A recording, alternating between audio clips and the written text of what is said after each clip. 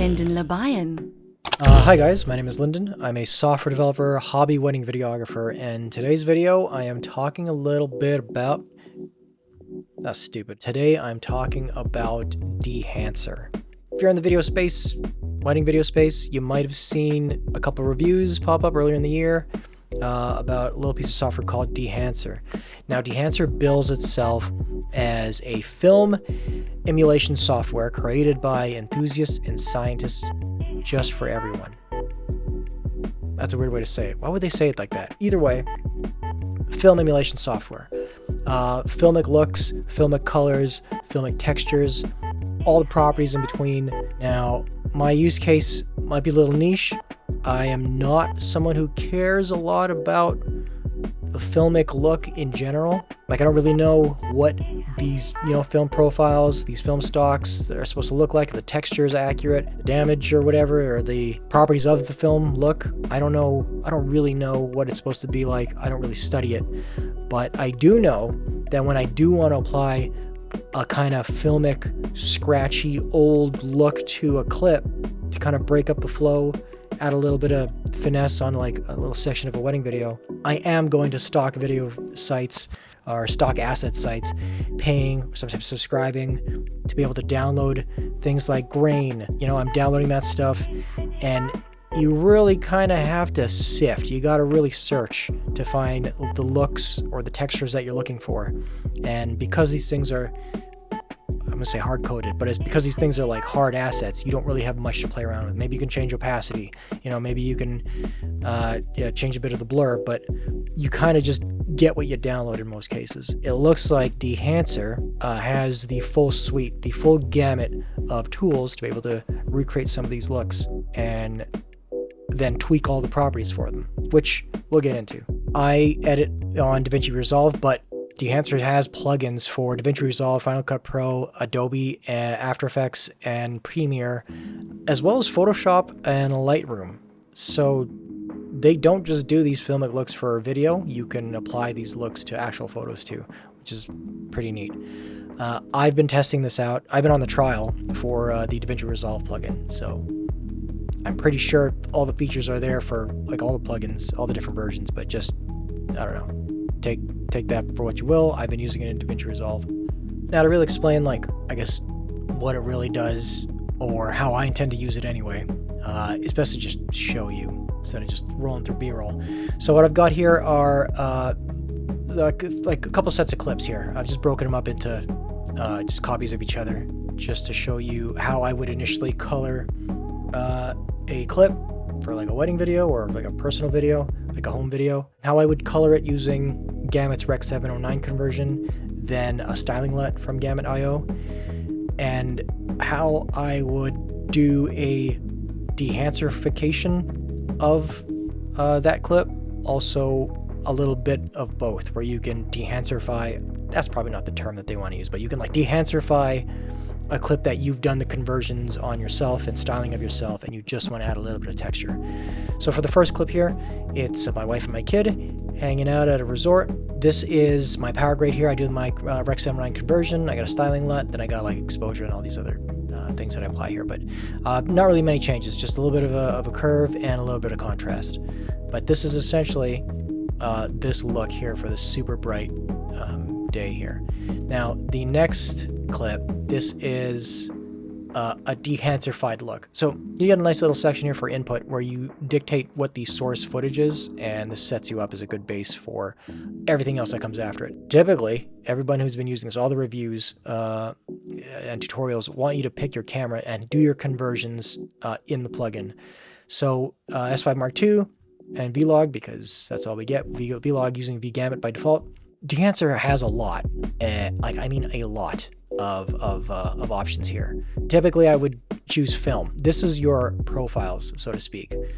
You get to click on any of these, and I guess these are exactly what they would look like in real life. Again, I'm not a film enthusiast, so I don't necessarily care if these are accurate, and I'm not gonna look this up at all. I'm just gonna trust that they're probably right. I kind of just skim through them to see which ones I like, depending on, I guess, the type of clip this is. My favorite looks have been the Kodak 160s. So Kodak 160, 160 NC, 160 VC. I don't know what these mean, but I'm really liking the 160 VC and the 160. After this, you can do contrast boost, gamma correction. You can do a little bit of color boost here too. If I enable film developer here, I'm guessing this is like if you were to develop your film after the fact, and you can alter those properties. I don't know, because I don't know film, but a little bit of color boost if you want to, make their skin pop a little bit more. Film grain. This is the next big part here after picking your profile. Here you pick the texture, you pick how essentially it feels, and similar to like the ISO levels of like your digital camera, this dictates how messy, how dirty the image is going to look essentially. So if I play 35mm ISO 500 on this clip, you'll see it does look, gets a little crunchy, a little dirty, you really see that grain moving. And that's a nice thing. The really nice thing about, I didn't really realize this when I was picking out like templates or whatever to make my filmic looks look filmic, but this doesn't look like an overlay. If I maximize this, like, it looks like it's really part of the image. It's hard to explain. Maybe it doesn't come through YouTube, but it really looks like it's a part of it. So typically typically for like a bright day, you wouldn't be using such a high ISO, maybe in 250, maybe 50. I think this looks believable, looks natural. So let's back out of there. The next clip here is essentially the same thing. This is how I would do my Rec 7 line conversion with Gamut, my styling LUT with Gamut. Nice little moment with Groom and his mom. Same clip, but this time with 35mm 500 ISO. What's my profile for this one? Well, again, 160 VC, and I do my 709 conversion in here. I say 709 conversion, really it's setting the base, knowing what camera profile camera and color profile I shot with. But I like this. Like, I wouldn't use something like this for the entirety of a video, but to break up a clip, show like an intimate moment, a candid moment, something like this, I think it's perfect. And then this is the log, this is what my log would have looked like. Next one is a series of clips here. This is a bride prep where she's getting ready with her mom, helping her out with her dress. Again, this is Rec 709 conversion from Gamut. Gorgeous skin tones. The color in this room was perfect. I got nice white walls. I got sunlight coming in, natural light. All the ambient lights were turned off. So yeah, this is essentially how I would have graded. This is how I graded the original film for their wedding video. And the next one, let's see here. What do I got? This is a series of clips. Again, 160 VC. I do the input conversion at the top here, 35mm. I do have something. I have bloom on. It just kind of softens the light. Looks pretty good. I'll make it bigger here. We'll just enjoy it together. Again, like, it does look noisy.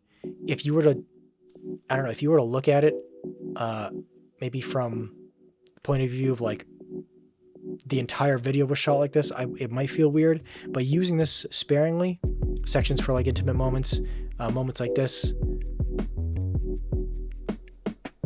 I think is perfect. The last version here, or the last part here, I'm going to show what I do. So these are my power grades here. Very basic power grades. So essentially when I'm doing the Dehancer, I throw the Dehancer plugin in a node after white balance, but before the exposure and the contrast. If I can't do or like what I get out of the Dehancer plugin as far as the exposure levels, I'll get the look I want out of the plugin and then do the exposure and contrast after. And that's typically how I do like my normal styling look, where I do the white balance, conversion, style, and then everything else after.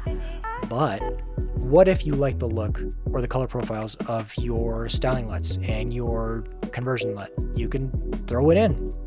So using that same power grade, white balance, my gamut conversion, gamut style, exposure contrast, and then I got these flavor. I can add as many as I want after this, but That's what I call like a flavor node. Now, I keep the source as Rec 709. It's not truly Rec 709 because I've clearly done much more at this point than the Rec 709 conversion would be.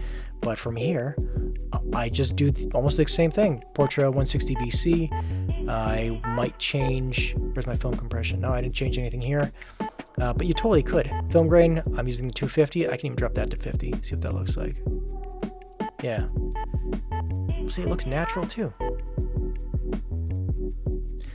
And that's kind of what I'm going for with Dehancer. Why some of these overlays, every overlay you download, every asset that applies grain from like stock footage sites or from like YouTube creators, it's exactly what you get, and all you can really do with it is maybe opacity, maybe change the zoom to kind of change like how thick or how dense those particles are.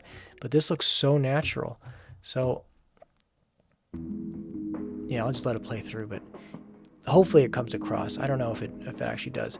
And I don't know if this is what Dehancer actually had in mind when they put this out. Like, sure, like this looks amazing. One of the downsides to Dehancer is the fact that to get access to all of these tools here on the right side for the plugin, you kind of got to buy the Pro. Now, if I was to, like, my trial's over tomorrow. I've only been on the trial, but if I was going to pick, which I will have to, I think Dehancer Pro might not be for me. If I was just to go off of the descriptions here, I think Dehancer Lite or even Dehancer Film Grain would be enough for me. Now, the pricing for Dehancer Lite is $199 USD for a lifetime, or you could do, I don't know why you wouldn't do these timed purchases. I think the lifetime purchase for $199 USD is a great deal for the Lite, or Dehancer Film Grain for $99 USD. I don't really use Overscan, and if I did use Overscan, oh shoot, maybe I should just show you guys what Overscan actually is. It's essentially that film overlay that adds these things, you know? It's basically that. It adds this stuff. I don't even know what the hell you actually call it. So I guess it's called Overscan because it's beyond the limits of the actual image. So you can change these to do, you know, there's a bunch of different properties. This is the Super 8 that we're also familiar with. You know, that single opening space there. You can even change the property of that opening here. But yeah, again, if I was to pick, and I'm going to have to, because I definitely do want to be able to use some of these profiles and mess with grain. So I'm going to have to pick between Dehancer Lite and Dehancer Film Grain. Dehancer Lite's awesome too because it's got the bloom built in, and I do like to use some of the bloom. All right, well, I hope that was informative, at least. Now, I wouldn't go out of my way to talk about gear, tools, utils, or whatever if I wasn't planning or have already used it. So I've been using this trial, and I've actively used it on 2 wedding videos already that I will be putting out soon. I've yet to deliver them, but I've already used them. And just like in my other attempts in videos prior, I don't use it for the entire film. I kind of use it to just, you know, bring a little spice to certain sections. But the best part about this, obviously, is full control over all the properties in Dehancer. But one of the best parts is you're not locked into a look. Is that you can add texture, you can add, you know, that filmic spice to your already Rec 709 converted styled clips that you've already got. And then the fact that you can even go further with coloring and contrast or whatever with that, I think is pretty amazing. Again, this kind of flexibility you don't get with the overlays and the fixed assets that you download off of those sites. So big win, I think. But yeah, let me know if this interests you guys at all. I'd love to see any examples. If you guys have been using it in any wedding videos, if you guys are thinking of picking it up, let me know, because I need more inspiration. I feel like I'm looking for more inspiration these days. Wedding videos that my wedding videographers that I would follow or look for inspiration have kind of fallen off, or have switched from actually making wedding videos to selling courses and making communities, building communities, which is great. But, like, you know, I'm here for a good time, not a long time. So yeah, If you guys have anything to share, especially using Dehancer, please let me know. All right, thanks. That's it. That's the end of the video. Man, I never know how to end these videos.